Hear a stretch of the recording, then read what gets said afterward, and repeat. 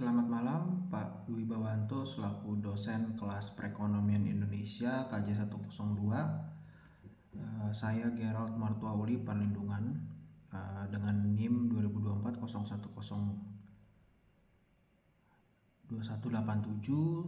akan membawakan mengenai pembahasan kelas Perekonomian Indonesia untuk modul 8 hingga 14. Pada kesempatan kali ini saya akan menjelaskan mengenai pemahaman perekonomian Indonesia dengan secara sederhana. Yaitu kita akan membicarakan sesuatu yang sebenarnya sangat dekat dengan kehidupan kita sehari-hari, yaitu ekonomi kita.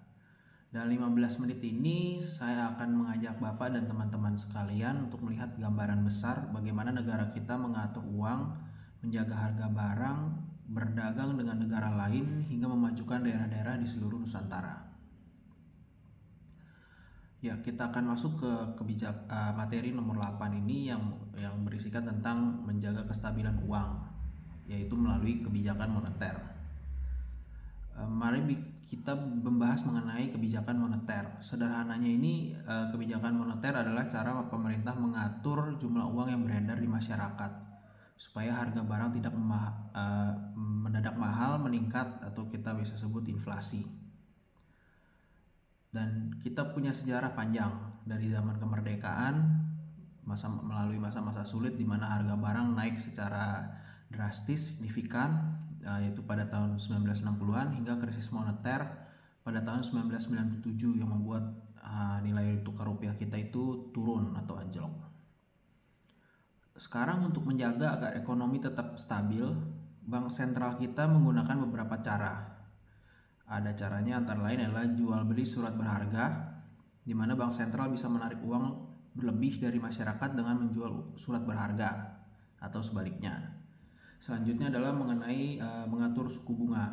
Kalau suku bunga dinaikkan, apa dampaknya? Orang akan lebih suka menabung dan mengerem belanja.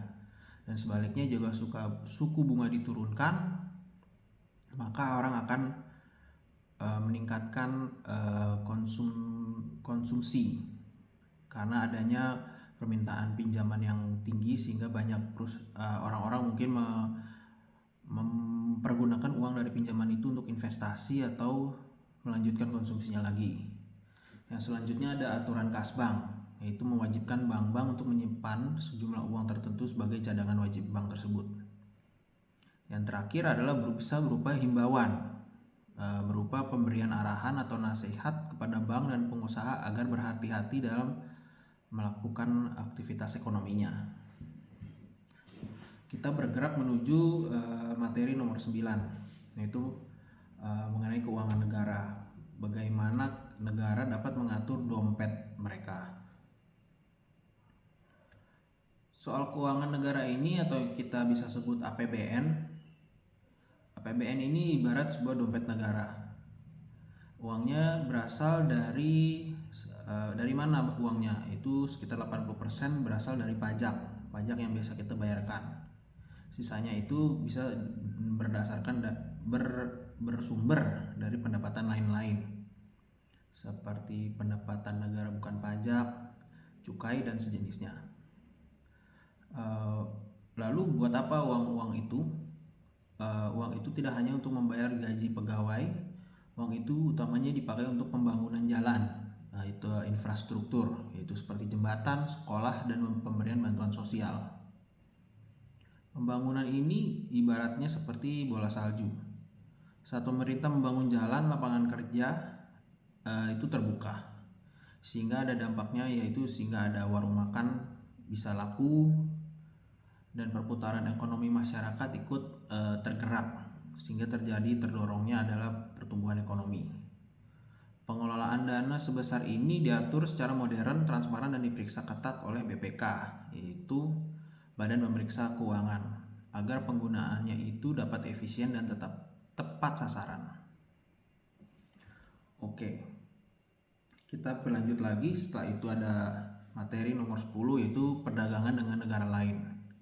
Kita sadar bahwa Indonesia ini berada di lokasi tengah-tengah ya. Kita dihapit oleh dua samudra dan Dan negara ini di zaman sekarang ini kita tidak bisa hidup sendirian. Kita tentunya perlu bantuan dari negara-negara lain. Tanpa berdagang dengan negara lain, mungkin perkembangan secara teknologi, skill sumber daya manusia itu tidak bisa secepat jika kita tidak melakukan kerjasama dengan negara lain. Kita mengekspor sumber daya yang kita punya dan mengimpor banyak teknologi atau barang yang belum bisa kita produksi sendiri. Sehingga lewat perdagangan itu kita mendapatkan banyak keuntungan dan ilmu baru yang bisa kita terapkan. Namun, pemerintah juga harus melindungi pabrik dan pengusaha lokal. Karena apabila aktivitas impor yang tidak dikendalikan, dikhawatirkan akan berdampak kepada industri lokal. Karenanya ada kesenjangan mungkin dari nilai harga atau kualitas atau bahkan keduanya. Sehingga apabila industri lokal yang masih merintis dan belum begitu mampu dalam bersaing dengan barang-barang dari luar negeri, barang-barang impor, dikhawatirkan industri lokal itu akan tergencet sehingga mungkin bisa bangkrut dan menghambat laju pertumbuhan industri lokal. Untuk mengatur impor ini caranya bermacam-macam. Ada yang bisa mengenakan tarif, yaitu seperti pajak tambahan pada barang-barang impor tertentu, komoditas tertentu. Ada penerapan kuota untuk barang-barang impor, dan bisa juga memberikan subsidi kepada produsen-produsen lokal agar mereka dapat ditunjang aktivitasnya sehingga mereka dapat menjual barang-barang produksi lokal dengan lebih murah. Kurang lebih seperti itu mengenai perdagangan dengan negara lain. Perlu diperhatikan untuk ketahanan sumber daya kita sendiri juga perlu diperhatikan supaya Indonesia tidak melakukan overekspor tanpa memperhatikan kebutuhan dalam negeri. Lalu selanjutnya kita ada pemerataan dan roda bisnis. Kita semua berharap untuk pertumbuhan ekonomi yang tinggi, tetapi satu sisi kekayaan itu tidak boleh hanya dinikmati oleh sekelompok orang tertentu saja. Untuk melihat apakah kekayaan sudah dapat dinikmati secara merata, kita bisa melakukan menggunakan ukuran yang disebut rasio Gini. Jika angkanya 0 pada rasio tersebut, artinya kekayaan bisa terbagi secara sempurna, secara merata, tidak terpusat pada kelompok tertentu atau daerah tertentu saja. Dan kasusnya pada di Indonesia, ketimpangan antara si kaya dan si miskin ini masih berada di tingkat sedang. Dan ini merupakan PR yang perlu kita kaji, kita kerjakan secara bersama, secara perlahan-lahan. Tidak hanya soal pemerataan ekonomi saja, pemerataan saja ya. Dan ekonomi itu selalu berputar seperti roda, kadang di atas, kadang di bawah. Ya itulah makanya itu dalam aktivitas bisnis hal itu wajar. Karena ada masanya kita untung, ada masanya kita rugi. Dan ada point of view lain yaitu mengenai kepastian politik. Terkadang saat menjelang pemilu, kepastian politik ini menjadi seperti abu-abu, sehingga para pengusaha itu mengambil keputusan seperti wait and see, menunggu dan melihat perkembangan mengenai peraturan-peraturan, kebijakan politik sebelum melakukan investasi atau membuka lapangan kerja. Oleh karena itu mereka sangat memperhatikan cadangan-cadangan modal, persediaan modal mereka, karena mereka tidak bisa mengambil risiko yang terlalu besar apabila terjadi ketidakpastian politik. Oleh karena itu faktor-faktor yang mempengaruhi pemerataan ekonomi bisa saja ditentukan oleh bagaimana Indonesia melakukan kebijakannya dalam pemerataan ekonomi, dan dia melakukan konsistensi dalam memberikan kebijakan sehingga investor baik dari luar maupun dalam negeri itu bisa berinvestasi dan melakukan bisnisnya tanpa adanya kekhawatiran atas ketidakpastian politik tersebut. Lalu selanjutnya kita masuk ke materi 12, yaitu mengenai otonomi daerah. Pemerintahan itu tidak ingin pembangunan itu menumpuk pada satu pusat saja.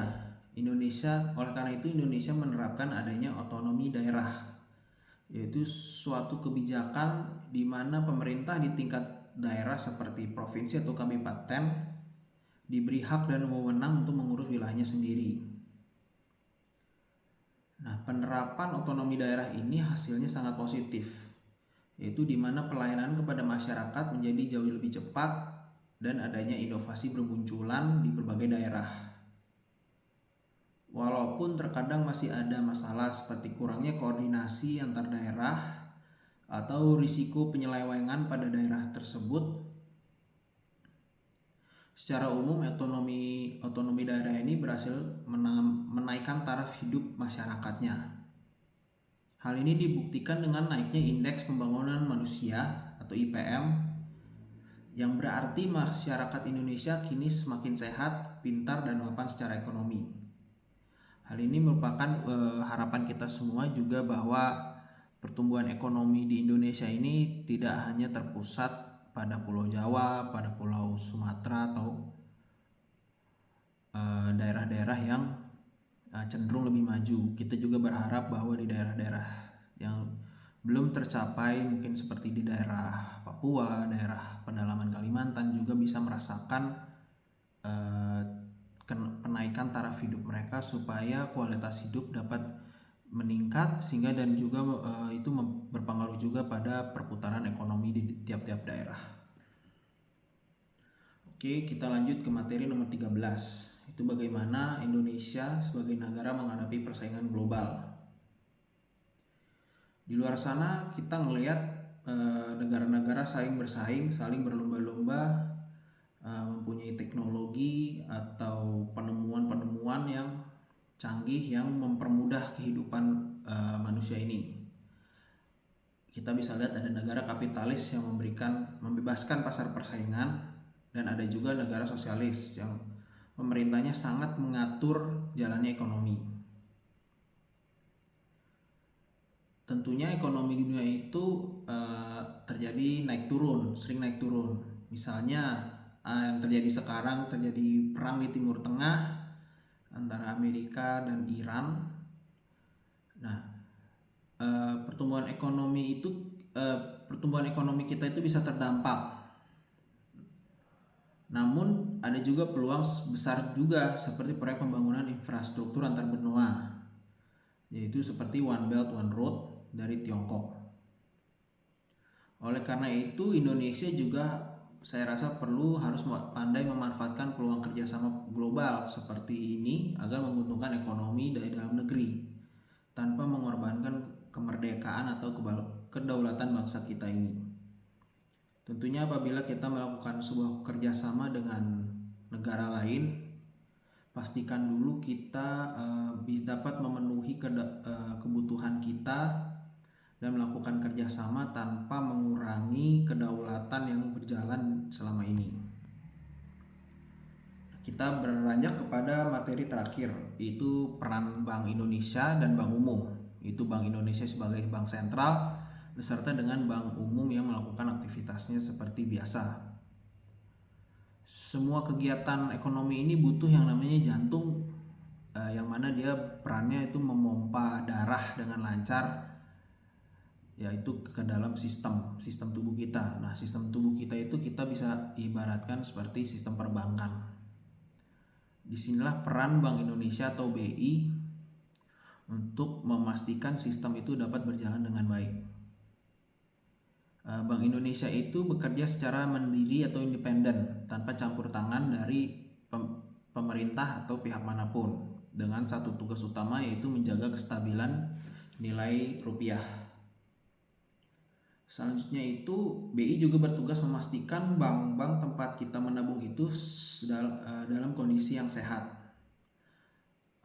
Bisa dibayangkan apabila kita melakukan sebuah investasi ke dalam bank yang tidak sehat dan tidak diregulasi secara baik, tentunya akan membuatkan kekhawatiran publik, sehingga publik cenderung menarik uang dan mengganggu jalannya aktivitas dalam industri perbankan. Oleh karena itu, bank harus mempunyai modal yang kuat, hartanya jelas dan diurus oleh manajemen yang mumpuni, dan yang terpenting bisa mencetak keuntungan.